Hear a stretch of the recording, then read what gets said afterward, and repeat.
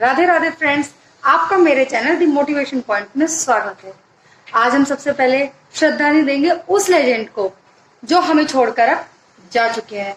Friends, मैं बात कर रही हूँ श्री मिल्खा सिंह जी की। मैं उनकी बहुत बड़ी फैन हूँ क्योंकि मैं खुद स्पोर्ट्स से हूँ। फ्रेंड्स, वो मेरे पास शब्द नहीं है उनके बारे में बोलने के लिए। वो एक बहुत बड़े देशभक्त थे। फ्रेंड्स, मैं आपको कैसे बताऊं उनके बारे में। मैं उनकी कितनी बड़ी फ्रेंड, इतनी बड़ी फैन हूं कि शायद मैंने जितनी बार भी भाग मिल्खा सिंह भाग देखी है ना, मैं उतनी बार रोई हूं। जब वो हारते हैं ना तो अंदर से कुछ होता था कि कैसे इनको जिता दूं। उनके बारे में जितना बोला जाए कम है। फ्रेंड्स, मुझे लगा कि आप लोगों को मोटिवेट करने के लिए उनसे अच्छी, उनकी लाइफ से अच्छी कोई बात नहीं है। मुझे लगा कि इस बार हम क्यों ना उनकी लाइफ के बारे में कुछ आपसे बातें करें, ताकि आप ये वीडियो अपने बच्चों को दिखाएं और आपके बच्चे भी उनके बारे में जाने और इम्प्रेस हो। फ्रेंड्स, जो मिल्खा सिंह जी हैं, इन्होंने 80 यानी 80 रेसेस की हैं और जिसमें वो 77 बार जीते हैं। ये बात आपको पता होगी, ऐसा नहीं है कि ना पता हो, लेकिन मैं फिर भी इस बारे में आपको बताना चाहती हूँ कि एक बंदे के लिए, एक एथलीट के लिए जिसने 80 रेसें करी और उन्होंने 77 रेसें जीती हैं, ये मायने रखता है। ये वास्तव में एक रिकॉर्ड है। जब वो ओलंपिक में गए और ओलंपिक से हारकर वापस आ गए, क्योंकि उस टाइम पे सब लोग यही बोलते थे कि अगर कोई 400 मीटर रेस में जीतेगा ना तो सिर्फ मिल्खा सिंह, सिर्फ भारत के मिल्खा सिंह जीतेंगे। लेकिन जब मेडल उनके हाथ से छूटा तो वो आकर अपने देश में अपने जो उनके फैन थे उनको फेस नहीं कर पा रहे थे। फ्रेंड्स, तो उन्होंने एक डिसीजन लिया कि वो आगे से दौड़ नहीं करेंगे।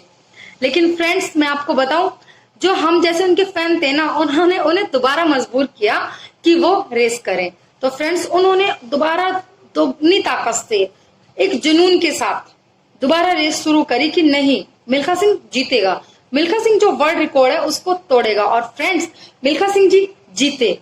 उसके बाद उन्होंने जो जीत का सिलसिला चलाया ना फ्रेंड्स, वो कम नहीं हुआ, वो कंटिन्यू चलता रहा और आज आपके लिए, मेरे लिए और हमारे बच्चों के लिए वो प्रेरणा स्रोत बन गए हैं। उनकी जीवनी के बारे में बात की जाए फ्रेंड्स, मैं यहाँ पर आपको बताना चाहूंगी कि महेंद्र सिंह धोनी, उन्होंने अपनी जीवनी 45 करोड़ रुपए में बेची। सचिन तेंदुलकर, जिन्हें हम क्रिकेट का भगवान मानते हैं, उन्होंने अपनी जीवनी 40 करोड़ रुपए में बेची। लेकिन फ्रेंड्स, आपको पता है मिल्खा सिंह जी ने अपनी जीवनी सिर्फ 1 रुपए में बेची। उसका रीजन है, वो बताना चाहते थे, वो पूरे देश के युवाओं को, देश के नहीं बाहर के युवाओं को भी वो अपने बारे में ज्यादा से ज्यादा बताना चाहते थे कि कोई उनकी किसी बात से इम्प्रेस हो जाए, मोटिवेट हो जाए और एक मिल्खा सिंह और बन जाए। फ्रेंड्स, उन्हें पद्मश्री मिला, क्योंकि मैं ये बात इसलिए बोल रही हूँ कि वो पैसे के पीछे नहीं थे। उनके लिए सबसे पहले था उनका देश, उनके देश का तिरंगा और अपने देश का एंथम। इसके लिए तो वो कुछ भी कर सकते थे। फ्रेंड्स, जब एक बार वो रेस जीते तो वो खुद कहते हैं कि तिरंगा झंडा ऊपर गया। जब उन्होंने गोल्ड मेडल जीता तो तिरंगा झंडा ऊपर गया और वहां पर हमारे देश का एंथम यानी हमारा राष्ट्रीय गान बज रहा था और मिल्खा सिंह जी रो रहे थे।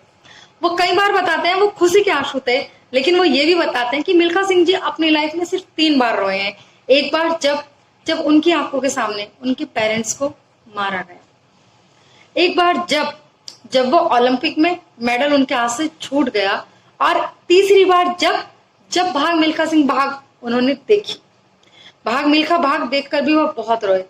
फ्रेंड्स, रिकॉर्ड हो, अवार्ड हो, मेडल हो, शायद उनके जैसा कोई नहीं है, कोई भी नहीं है।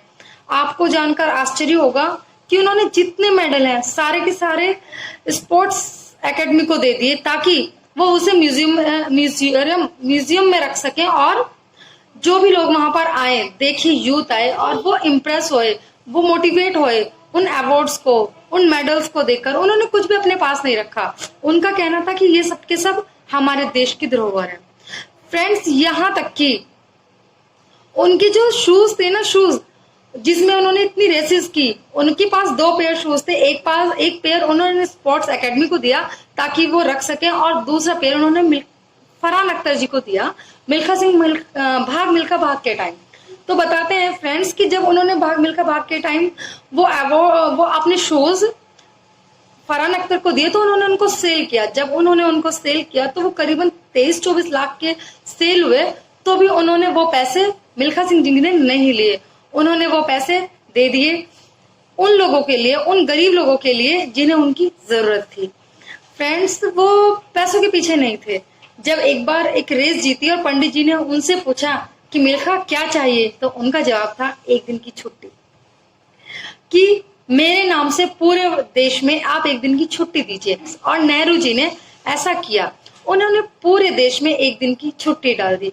क्या आज के टाइम में कोई एथलीट या कोई भी गेम्स प्लेयर ऐसा होगा जो पैसे नाम चाह के एक दिन की छुट्टी चाहे? नहीं होगा फ्रेंड्स।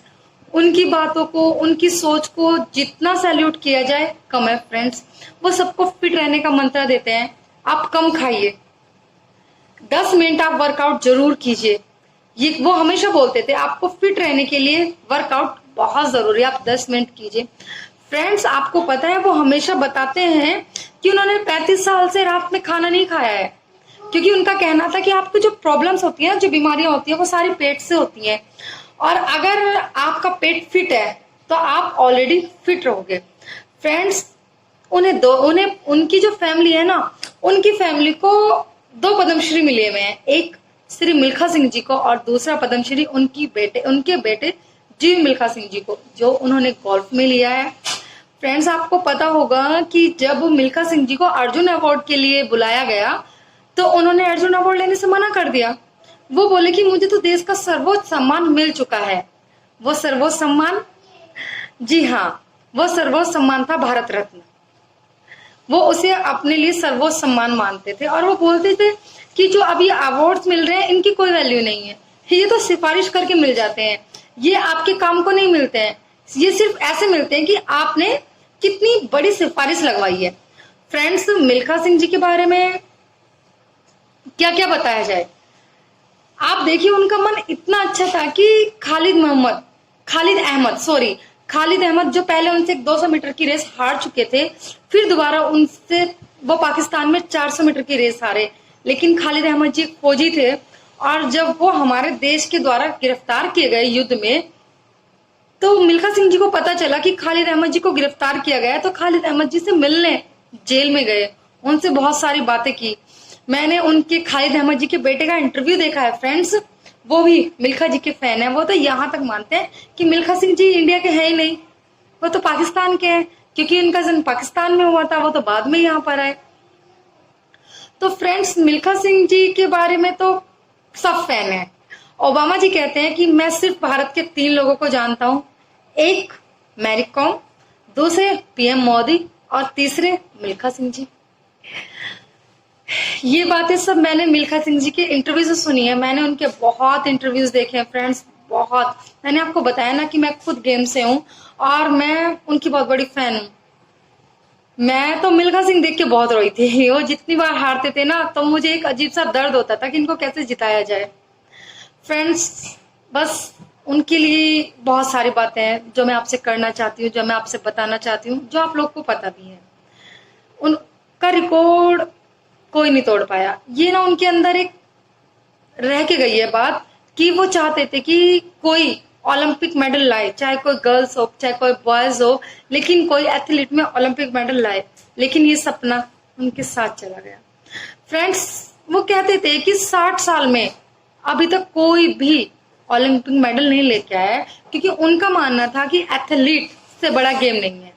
वो कहते थे कि एथलीट नंबर 1, पूरे वर्ल्ड में नंबर 1 है। ये बात उनकी सही थी, क्योंकि एथलीट में पूरे वर्ल्ड के जो एथलीट्स होते थे वो भाग लेते थे। फ्रेंड्स, ऐसा नहीं है कि 2-4 देशों की टीम आती थी, और जब पूरे वर्ल्ड के 800, 900, 1000 व्यक्ति आके गेम्स कर रहे हैं तो उसमें विनर बनना बहुत बड़ी बात होती है। और वो विनर बन के दिखाया सिर्फ मिल्खा सिंह जी ने।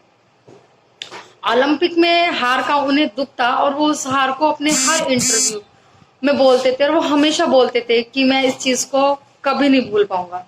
शायद ये भी उनके अंदर एक दर्द था, लेकिन वो हमेशा इस दर्द को बयान करते थे। वो हमेशा कहते थे कि हुआ है मुझसे, शायद मेरा लक नहीं था, शायद मेरी किस्मत नहीं थी, लेकिन वो मानते हैं कि ये मुझसे हुआ है। मेरी एक छोटी सी गलती की वजह से मैं अपने देश के लिए ओलंपिक मेडल नहीं ला पाया। फ्रेंड्स, ये भी बहुत बड़ी बात है कि वो इस चीज को रियलाइज करते थे। फ्रेंड्स, वो अपनी हर बात को बेबाकी से रखते थे। जो चीज उन्हें पसंद थी वो उसके बारे में भी बोलते थे, और जो चीज उन्हें पसंद नहीं थी वो उसके बारे में भी बात करते थे। अगर मोदी जी की कुछ बातें उन्हें पसंद नहीं थी तो वो बोलते थे, और कुछ पसंद थी, जैसे वो मानते थे कि मोदी जी हमारे देश को आगे बढ़ाना चाहते हैं, मोदी जी हमारे देश से गरीबी हटाना चाहते थे।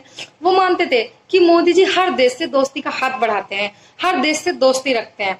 क्योंकि मिल्खा सिंह जी भी मानते थे कि लड़ाई झगड़े में कुछ नहीं रखा है। अगर आज हम किसी चीन से झगड़ा करें और चीन हमारे ऊपर परमाणु बम डाल दे तो क्या होगा? भारत खत्म। या भारत गुस्से में आके परमाणु बम चीन के ऊपर डाल दे तो चीन खत्म। तो उनका मानना था कि लड़ाई में कुछ नहीं रखा है, प्यार है। वो हमेशा कहते थे कि देश की जनता है ना, वो लड़ाई नहीं चाहती, लेकिन जो पॉलिटिक्स होती है ना, जो पॉलिटिक्स करते हैं वो लोग लड़ाई चाहते हैं, ताकि वो लड़ाई करें, करवाएं और देश में राज करें। फ्रेंड्स, मिल्खा सिंह जी एक सच्चे इंसान थे, एक सच्चे देशभक्त थे, एक सच्चे एथलीट थे। वो हमेशा बोलते थे कि मैंने जो सीखा है फौज से सीखा है, जो सीखा है फौज से सीखा है, जो भी मैंने अटेम्प्ट किया है वो फौज से किया है। वो मानते थे कि जो उन्होंने फौज के टाइम, उनका टाइम पीरियड था, फौज में थे, वो उनका सबसे सुनहरा टाइम था। क्योंकि उससे पहले उन्हें ये नहीं पता था कि क्या ओलंपिक्स गेम होते हैं, क्या एशियन गेम्स होते हैं, क्या कॉमनवेल्थ गेम्स होते हैं। उन्हें इस चीज की नॉलेज नहीं थी। लेकिन जैसे मूवी में दिखाया गया है कि एक दूध ग्लास के लिए वो खूब दौड़े और वो जीते। फ्रेंड्स, उन्होंने कई इंटरव्यूज में बताया है कि जो उनकी रनिंग थी ना, वो तो बचपन से शुरू हो गई थी, जब वो 10 किलोमीटर दूर अपने स्कूल में दौड़ के जाया करते थे और दौड़ के आया करते थे। उनके अंदर एक जुनून था। वो हमेशा बोलते थे कि हाथों की लकीरों से जिंदगी नहीं बनती, हाथों की लकीरों से जिंदगी नहीं बनती, अज़म हमारा भी कुछ हिस्सा होता है जिंदगी बनाने में। मतलब कि सिर्फ हाथों में अगर लकीर आ गई तो हम उससे जिंदगी नहीं बना सकते, हम तरक्की नहीं ला सकते, हमें खुद मेहनत करनी होती है। वो हमेशा बोलते थे कि मिल्खा सिंह ऐसे नहीं बना है, मिल्खा सिंह एक नाम, एक ब्रांड जो बना है वो 15 सालों की मेहनत से बना है। फ्रेंड्स, वो मई जून के महीने में भी ना 6-6 घंटे वर्कआउट करते थे, वो कभी रेस्ट नहीं करते थे। वो हमेशा रनिंग के लिए तैयार रहते थे। रनिंग के लिए वो आया ऑफर, अमेरिका गए जीत गए, रोम गए जीत गए, एशिया गए जीत गए, इंग्लैंड गए जीत गए, जीत जीत जीत, क्योंकि वो मेहनत करते थे। एक जुनून था उनके ऊपर कि मुझे वर्ल्ड रिकॉर्ड तोड़ना है। उन्होंने अपने बहुत से इंटरव्यूज में कहा है फ्रेंड्स कि मुझे वॉमिटिंग होती थी, ब्लड वाली, यूरिन में भी ब्लड आता था, लेकिन मैं वर्कआउट नहीं बोलता था। जो मेरे दूसरे फ्रेंड्स, दूसरे दोस्त मेरे साथ होते थे, वो बोलते थे हम इतना वर्कआउट नहीं कर सकते हैं, हमें मरना नहीं है, ये मिल्खा सिंह मर जाएगा, हमें मरना नहीं है। लेकिन फ्रेंड्स, उन्होंने हार नहीं मानी। एक जुनून था उनके अंदर, और उसी जुनून के लिए आज हम सब उन्हें याद करते हैं। उनके जाने के बाद हम सब दुखी हैं कि एक लेजेंड हमारे देश ने खो दिया। 90+ होने के बावजूद जब भी उन्हें मौका मिलता था ना कि वो किसी को प्रोत्साहित करे, मोटिवेट करे, वो वहां पहुंच जाते थे। वो कभी भी मना नहीं करते थे। और मिल्खा सिंह भाग के बाद तो उनकी जो दिनचर्या थी वो काफी चेंज हो गई थी। 100-200 लेटर उनके पास अलग अलग देशों से आते थे, उनसे बातें पूछी जाती थी, उनसे पूछा जाता था कि किस तरीके से हम प्रैक्टिस करें, किस तरीके से हम आगे जाएं। तो फ्रेंड्स, उनके बारे में बहुत कुछ है कहना। मिल्खा सिंह जी का, जी की मूवीज है भाग मिल्खा भाग, उसमें तो बहुत कुछ कम दिखाया गया है। अगर उनकी सारा संघर्ष दिखाया जाए तो एक मूवी बनने में कम से कम 15 से 16 घंटे की बनती फ्रेंड्स। तो फ्रेंड्स, उनकी जो आखिरी इच्छा है, हम सबको उसका सम्मान करना चाहिए, और हम सबको कोशिश करनी चाहिए कि हम अपने बच्चों को उनके बारे में बताएं, मोटिवेट करें, ताकि वो एक अच्छे एथलीट बने। एथलीट ही नहीं, एक अच्छे इंसान बने, एक देशभक्त बने, क्योंकि वो अच्छे इंसान सबसे पहले थे, देशभक्त सबसे पहले थे, एथलीट बाद में थे। वो अपनी हर जिम्मेदारियों पे खरा उतरते थे। फ्रेंड्स, वो एक ग्रेट पर्सन थे। तो फ्रेंड्स, आज हमने मिल्खा सिंह जी के बारे में बहुत सारी बातें की, और आप मेरे इस वीडियो को ज्यादा से ज्यादा शेयर कीजिए ताकि अधिक से अधिक लोग मेरे इस वीडियो से जुड़ सकें और हम उनके सपने को साकार करने की जो पहल करें उसमें सब जुड़ सके। फ्रेंड्स फ्रेंड्स आप मेरी वीडियो को ज्यादा से ज्यादा शेयर कीजिए ताकि फ्रेंड्स आप मेरी वीडियो को ज्यादा से ज्यादा शेयर कीजिए ताकि ज्यादा से ज्यादा लोग उनके सपनों से जुड़ सके और उन्हें पूरा करने की कोशिश कर सके। तो फ्रेंड्स प्लीज आप मेरी वीडियो को लाइक कीजिए, शेयर कीजिए और सब्सक्राइब कीजिए प्लीज। फ्रेंड्स आप जब हम सब मिलेंगे, बातें करेंगे, तभी तो हम एक मजबूत रिश्ता बनाएंगे। फ्रेंड्स मैं हमेशा बोलती हूँ कि मैं आपकी फ्रेंड हूँ, मैं आपकी फ्रेंड बनना चाहती हूँ। इसलिए फ्रेंड्स प्लीज आप मुझसे बातें कीजिए, इंस्टाग्राम पर मुझे फॉलो कीजिए ताकि हम आपसे बातें कर सके, कि एक दूसरे की प्रॉब्लम को सॉल्व कर सकें।